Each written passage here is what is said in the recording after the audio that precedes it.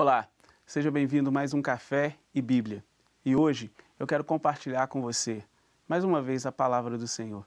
E hoje nós vamos meditar no livro de Lucas, no capítulo 9, a partir do versículo 57.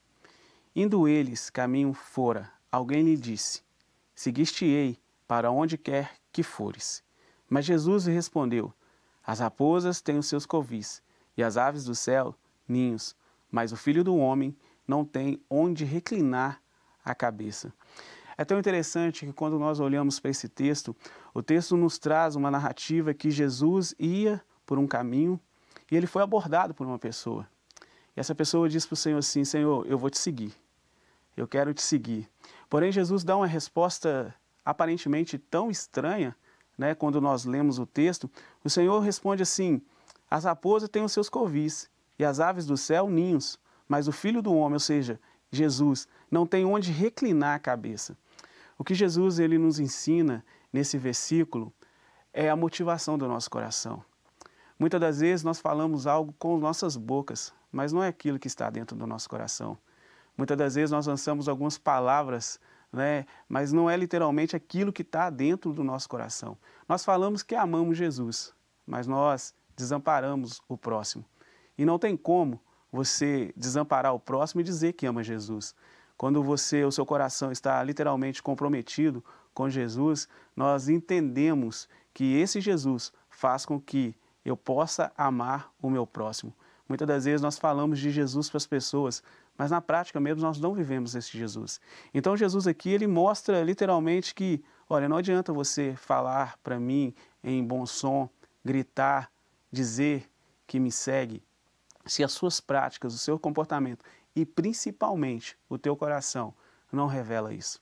É tão interessante que a palavra de Deus em Provérbios, capítulo 4, a partir do versículo 23, vai nos dizer que de tudo que nós devemos guardar, nós precisamos guardar o nosso coração, porque o nosso coração ele vai nos dar uma fonte de vida, ele vai nos levar a uma vida abundante.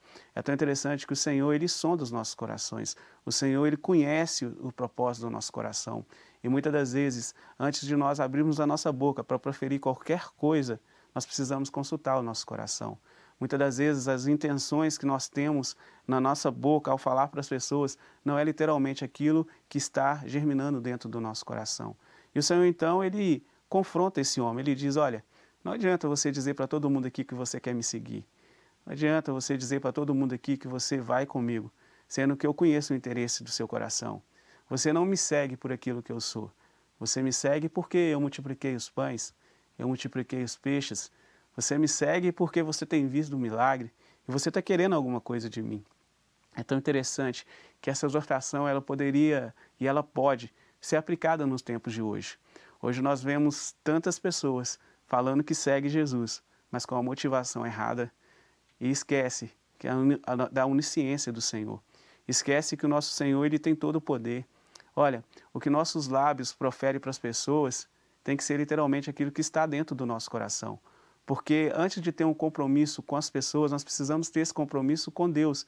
E com Deus a gente muitas vezes não precisa falar nada, Ele sonda o nosso coração. Ele sabe a intenção do nosso coração.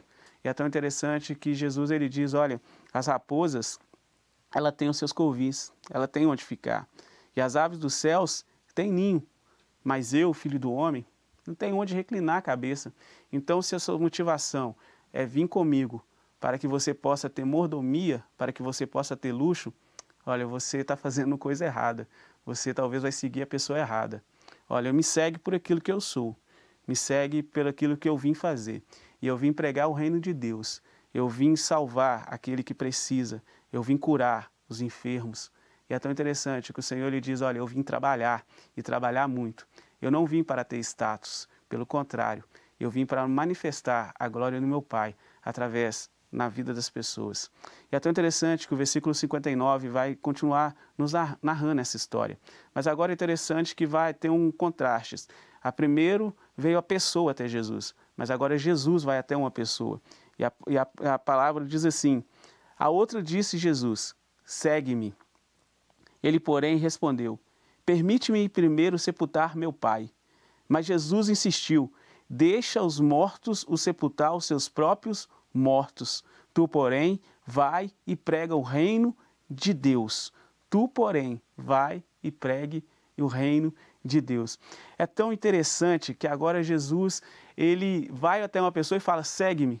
E essa pessoa, imediatamente, ela fala, olha, vou sim, mas primeiro eu vou sepultar o meu pai. Nós sabemos que, dentro de alguns estudos, esse jovem, quando ele diz isso, não é que seu pai estivera morto, mas a verdade é que seu pai talvez poderia ser um homem de idade. Ele diz assim, olha, eu vou continuar com meu pai, cuidando do meu pai, cuidando das coisas do meu pai, e quando meu pai falecer, eu vou seguir o Senhor. É tão interessante, querido, que esse pai aqui, que esse jovem, esse homem está indo sepultar, pode ser talvez a faculdade que você pediu tanto para Deus para abrir uma porta para você conseguir. Só que hoje você não tem mais tempo para Deus, porque a sua faculdade ela tem tomado todo o seu tempo. Os estudos têm tomado todo o seu tempo. Então você não tem mais tempo para evangelizar, você não tem mais tempo para trabalhar na obra de Deus. E você às vezes até fala com o Senhor assim, Senhor, olha, assim que eu terminar a faculdade que o Senhor me permitiu de fazer, eu vou trabalhar para o Senhor. Talvez esse pai que esse jovem for a sepultar, talvez possa ser o seu namoro. O seu namoro. Talvez o seu namoro tenha tomado o lugar do Senhor, o lugar do reino do Senhor. E antes de você namorar, você tinha tempo. Você era aquela pessoa apaixonada com Jesus. Você era aquela pessoa que ia para os evangelismos. Você era aquela pessoa ativa na sua congregação. Você era aquela pessoa que pregava a palavra do Senhor com tanta paixão. Mas agora você está namorando, né? E você não tem mais tempo. Mas você diz para o Senhor assim, quando eu casar, aí eu e meu esposo, nós iremos trabalhar na obra do Senhor. Ei, querido, mas esse texto também serve para aqueles que é casado. Quantas pessoas casadas estão dizendo, olha, eu vou estabilizar a minha vida primeiro, vou estabilizar o meu casamento primeiro, para depois eu ir pregar o reino de Deus.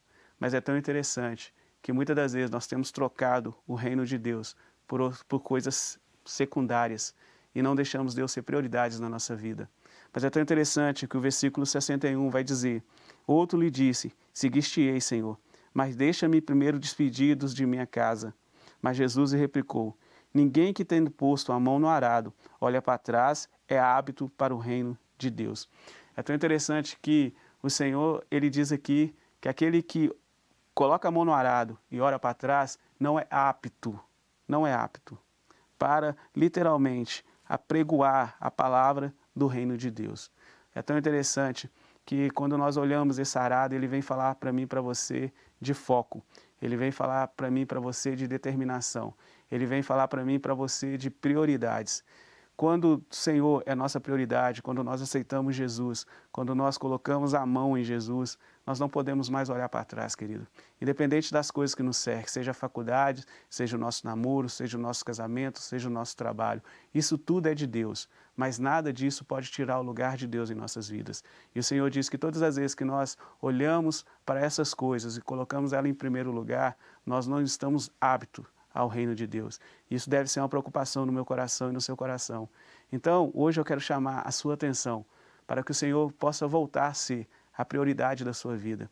O Senhor possa ser a prioridade. Antes da sua faculdade, que o Senhor venha. Antes do seu namoro, que o Senhor venha. Antes do seu casamento e do seu trabalho, que o Senhor venha e reina sobre a sua vida.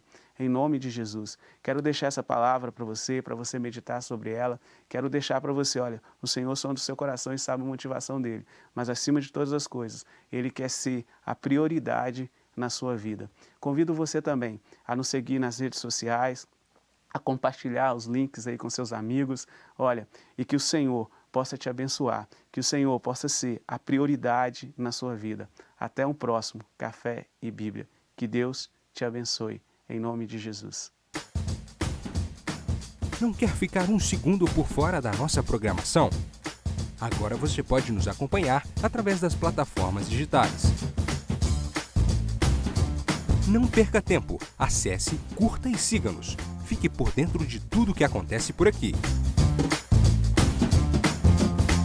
Rede Super, inspirando você.